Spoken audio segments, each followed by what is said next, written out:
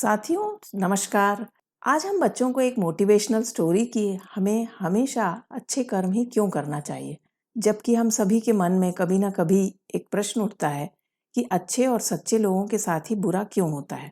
Life में अच्छा वक्त और बुरा वक्त एक साइकिल की तरह होता है। हमें अच्छे वक्त की कदर तभी होती है जब बुरा वक्त भी आता है। Everything happens for a reason. कुछ भी बिना वजह से नहीं होता। इससे रिलेटेड एक कहानी सुनते हैं। एक गांव में एक गरीब आदमी था। वो बहुत ही सुविचारों वाला, सच्चाई का साथ देने वाला, अहिंसा का पालन, लोगों की मदद करना और अनुशासित रहना, ये सभी गुण उसमें थे। लेकिन लोग उसे भला बुरा कहते तो भी वो मुस्कुरा देता, सबको माफ कर देता। जहां वो काम करता था उसका मालिक उसको कम पैसे देता था। वो विरोध नहीं करता उसका। उसके सीधेपन की वजह से लोग उसको डराते और दबाने की कोशिश करते थे। कहते थे ये तो बहुत सीधा है, ये अपनी लाइफ में कुछ भी नहीं कर पाएगा। जैसे कि हम सभी ऐसे कहने सुनने के आदी हैं कि आज के समय में इतना सीधा होना भी ठीक नहीं है और ये आदमी तो पागल है।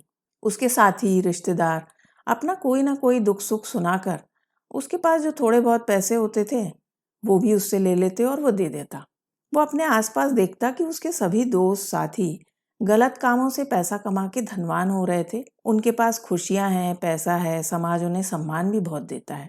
वो ना दान करते हैं ना किसी की मदद करते हैं। तो सोचता कि मैं सच्ची और अच्छी राह पर हूँ, फिर भी मैं गरीब और लोग मेरा सम्मान भी नहीं करते और समाज गलत लोगों को सम्मान क्यों देता है। मेरे जीवन में गरीबी और दुख है। तो उसके मन में प्रश्न उठता है कि मुझे भी दूसरों की राह अपना लेना चाहिए। एक दिन वो अपने मालिक के यहाँ काम कर रहा था। उससे कुछ सामान गिर के टूट जाता है तो वो मालिक उस पर नाराज होकर उसे पनिश करता है कि अब तुम्हें 1 साल तक मेरे यहाँ बिना वेतन के काम करना पड़ेगा। उस रात वो बहुत दुखी रोता हुआ घर जा रहा था। रास्ते में उसको एक संत मिला। जब वो संत उसके दुखी होने का कारण पूछते हैं तो वो कहता है, आप ज्ञानी हैं, क्या आप मुझे मेरे एक प्रश्न का जवाब दे सकेंगे।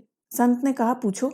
युवक, अच्छे लोगों के साथ बुरा क्यों होता है जबकि इस दुनिया में बुरे लोग सुखी जीवन बिताते हैं।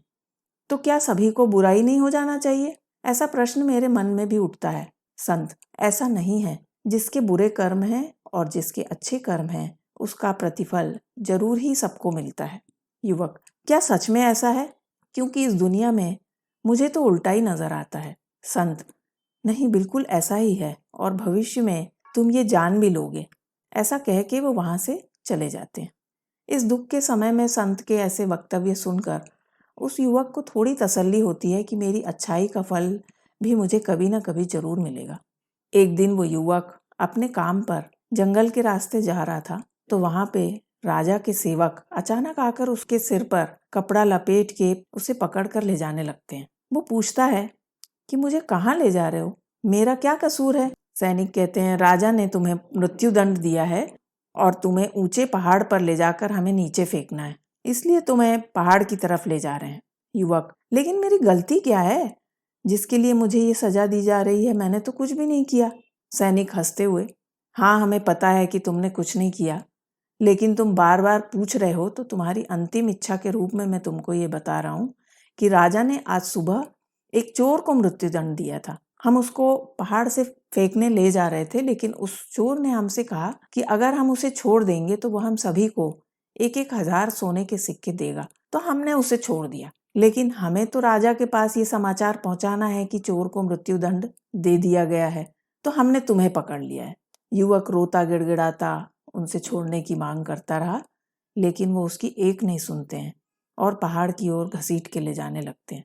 अब जब युवक समझ गया कि ये उसको नहीं छोड़ेंगे तो वो उनसे कहता है कि अगर तुम मुझे भी छोड़ दोगे तो मैं तुम्हें 10-10 हजार सोने के सिक्के दूंगा। तो वो कहते हैं, तुमने हमें पागल समझ रखा है क्या? हम ये नहीं जानते कि तुम गरीब हो? आज तुमसे अच्छा कोई व्यक्ति हमें कहाँ मिलता मृत्यु दंड के लिए।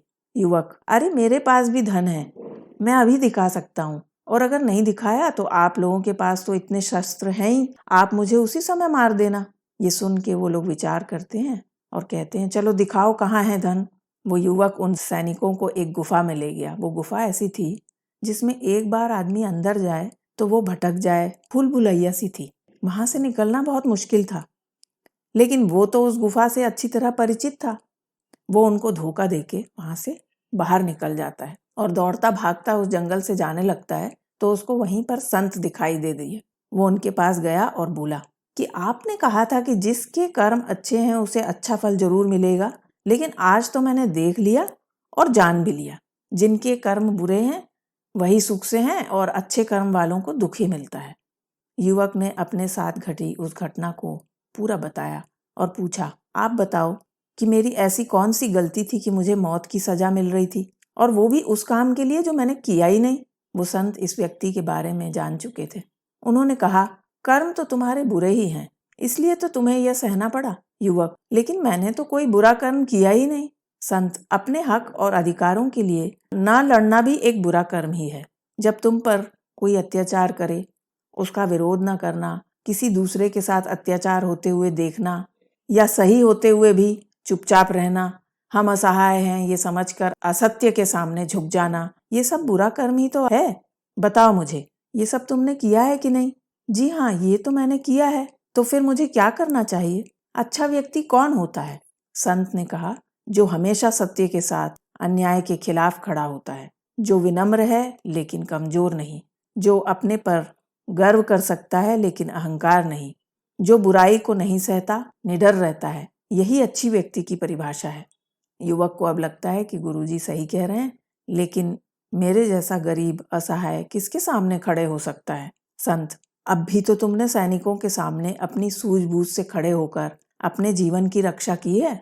व्यक्ति को मन से शक्तिशाली और निडर होना चाहिए, और अगर तुम अपने लिए खड़े नहीं हुए तो वो सैनिक आकर तुम्हें पकड़ ही लेंगे और पहाड़ से नीचे फेंक ही देंगे। अगर अपने लिए न्याय चाहते हो तो राजा के सामने खड़े हो जाओ।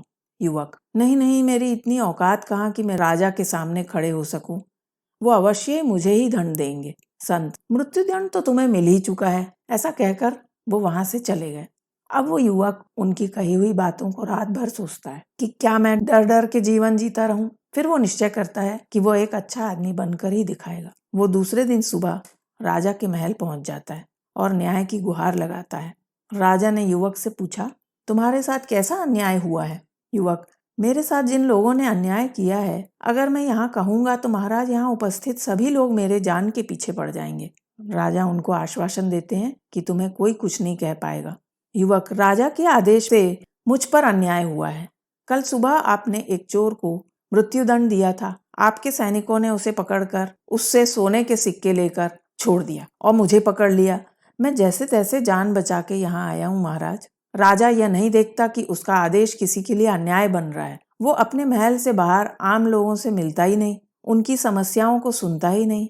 वो अपने मंत्रियों और दरबारियों पर निर्भर रहता है। जनता की आवाज उस तक पहुंचती ही नहीं। ये सब सुनकर राजा ने मंत्री से कहा कि सत्यता का पता लगाओ। मंत्री ने सत्य का पता लगाया और राजा से कहा, ये युवक सच कह रहा है। उस चोर को हमने दोबारा पकड़ लिया है और जिम्मेदार सैनिकों को गिरफ्तार कर लिया है। अब राजा युवक से कहते हैं, हम तुम्हारे अपराधी हैं, जो दंड देना चाहते हो दे दो, मुझे कोई भी दंड स्वीकार है। युवक, आप राजा हैं, दंड तो आप ही दे सकते हैं। हम तो केवल इतना कह सकते हैं कि आपको प्रजा का ख्याल रखना चाहिए, समय समय पर उनसे मिलते रहना चाहिए। राजा, मैंने तुम्हारे जैसा निर्भीक ईमानदार व्यक्ति नहीं देखा। तुम्हारे जैसे निडर सच्चे व्यक्ति की हमारे समाज को और मुझ जैसे राजा को भी आईना दिखाने के लिए आवश्यकता है, और उसको दरबार में रख लेते हैं। उस युवक का नाम पूरे गांव में प्रसिद्ध हो जाता है। अब वो सबसे एक ही बात कहता था, अच्छाई का फल हमेशा अच्छा ही होता है। हमें बुराई, अन्याय के खिलाफ हमेशा खड़े होना चाहिए। तो साथियों, सद्गुणों की राह में चलने वाली ये कहानी आपको अगर पसंद आई है तो इस तरह की कहानियों से आप और जुड़ना चाहें तो कृपया इस चैनल विंग्स ऑफ लाइफ को सब्सक्राइब कर लें। धन्यवाद।